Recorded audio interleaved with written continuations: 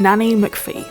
This film, written by Emma Thompson, was a serious childhood favourite of mine, coming out when I was just 8 years old, and sporting many actors I was already familiar with from Harry Potter, Charlie and the Chocolate Factory and Love Actually, seeing that one perhaps a bit before it was appropriate to do so. It's undeniably reminiscent of Mary Poppins, having the ingredients of an early 20th century household in disarray and a nanny with magic. However, there's a hippie-ish spin to the story, as the house is in the countryside compared to the city, 2 children are blown out to 7, and their high socioeconomic status is swapped for a much lower one. The film has many classic fairy tale children's story ingredients, namely an evil stepmother, an eccentric cook, children plotting and planning schemes beyond their years, a scary castle, a dead mother, a creaky attic, a friendship-turned-romance happy ending, as well as the lesson of not judging a person's character by their appearance, or a book by its cover.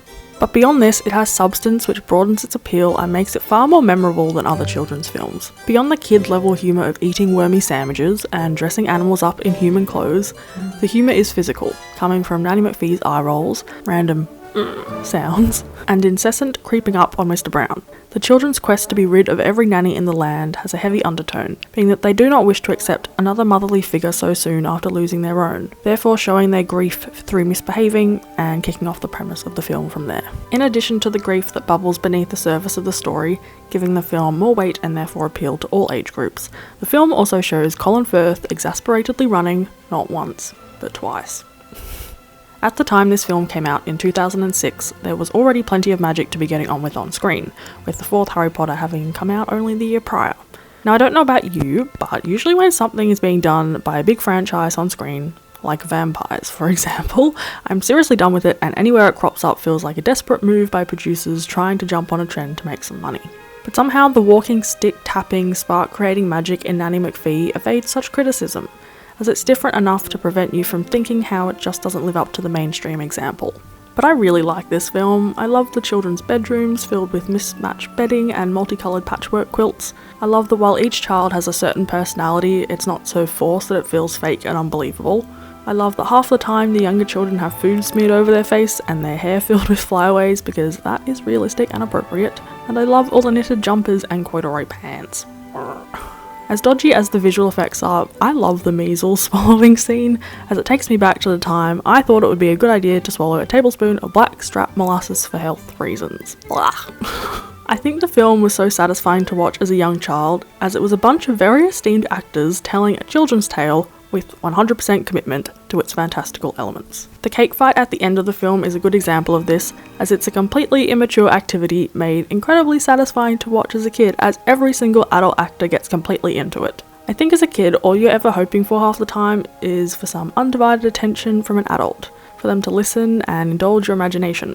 So in a sense, this scene recognises that childhood desire, comments, no, food fights aren't ridiculous, they are indeed terrific fun, and lets the audience develop a sort of second-hand satisfaction from the Brown children getting it themselves. The lessons Nanny McPhee teaches are as much for the 7 children as they are for Mr. Brown and the adults watching the film. Adult problems of finances and keeping your children together aside, the film conveys a message of the importance of being present and making the most of what is already in front of you. Emma Thompson's transformation from rotund, warty, bumpy, toothy, scary Nanny McPhee into the elegant swan at the end of the film ticks another classic storytelling box. The makeover.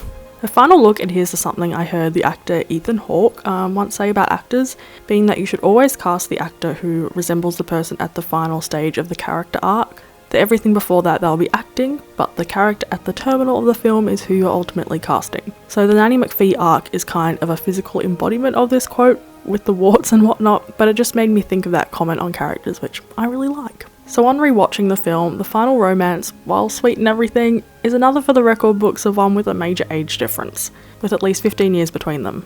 I'm not saying that this is an inherent problem at all, only that the age difference always seems to go one way, being that the dude is always far older. It makes me think that the conundrum of who Mr. Brown is to marry would have been best filled by Nanny McPhee, considering she's just transformed into the most beautiful version of herself. However, it seems that no one's to notice that, apart from the audience, as she, like the children, underneath it all, was all good too.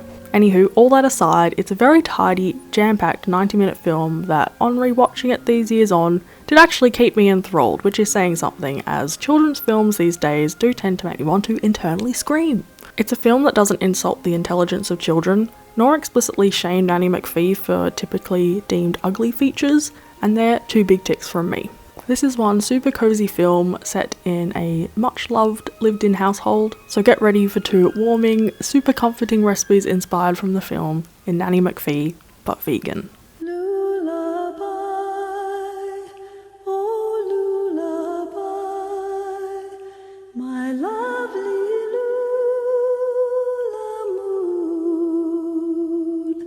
Hello honey bunches! So the first recipe is for a nourishing vegetable and chickpea soup, which if you recall, when the kids are sick, inverted commas, or then are sick, by Nanny McPhee's stick tap, the chef makes a really gnarly looking chicken soup.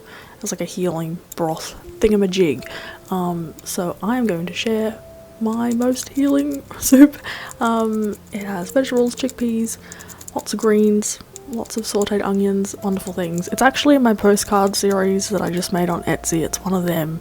Don't worry, I'm not going to be like actually sharing all the recipes over time, but this is like my go-to soup, and it tastes bloomin' brilliant. I was going to make a variation on it, but I thought, no, this is great, so let's share this. So what you want to start off by doing is sauteing a lot of onions and some leek with a generous drizzle of olive oil and lots of garlic over like a really low medium heat, and then when they're looking sort of tender, add your leek and the rosemary twig, only to take the things off the sprigs off the stalk. You can pull that out later.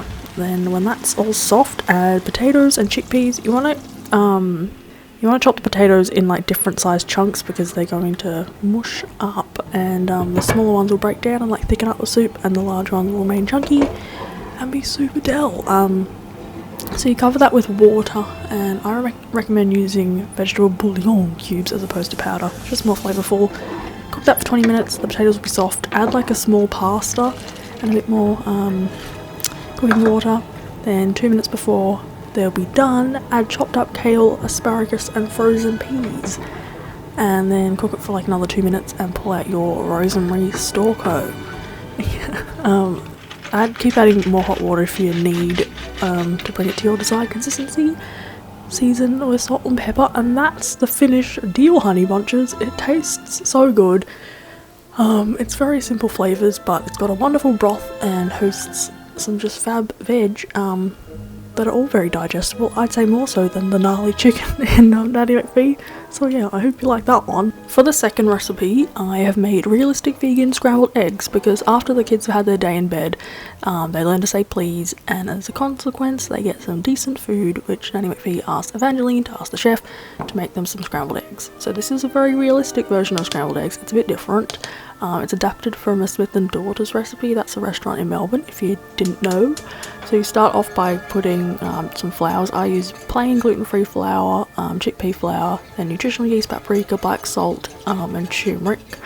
Then putting it over the heat and whisking in gradually some unsweetened soy milk. You could also use unsweetened oat milk, I think, but that wouldn't make it gluten-free. Anyway, once it's thick, add in a teaspoon of vegan butter and some Dijon mustard. Hello, hey. Then let that just sit off to the side while you heat a bit of olive oil in a pan. Add some onion and garlic. I guess that's technically optional, or you could do other veg actually, but this is just a nice simple version of the realistic scrambled eggs. Add a bit more oil, and then add in your crumbled firm tofu that you've sort of patted dry. Don't crumble up the pieces too much because they'll disintegrate further during the cooking process. You just want to sort of crunchy them up a little bit, heat them through, and then spoon over the eggy mixture and gently mix to coat it through. As you can see, it crumbles up a lot.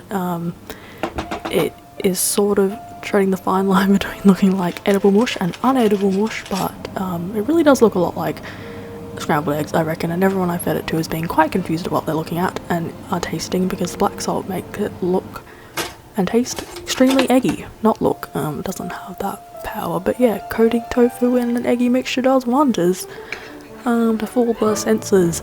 Yeah, I highly recommend you serve it with parsley and chives. It was phenomsies, and it would also go great in a taco. So yeah, they're the 2 recipes, honey bunches.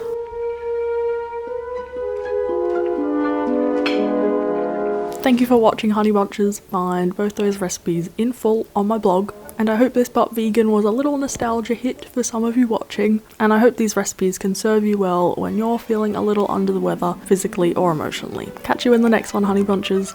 Bye.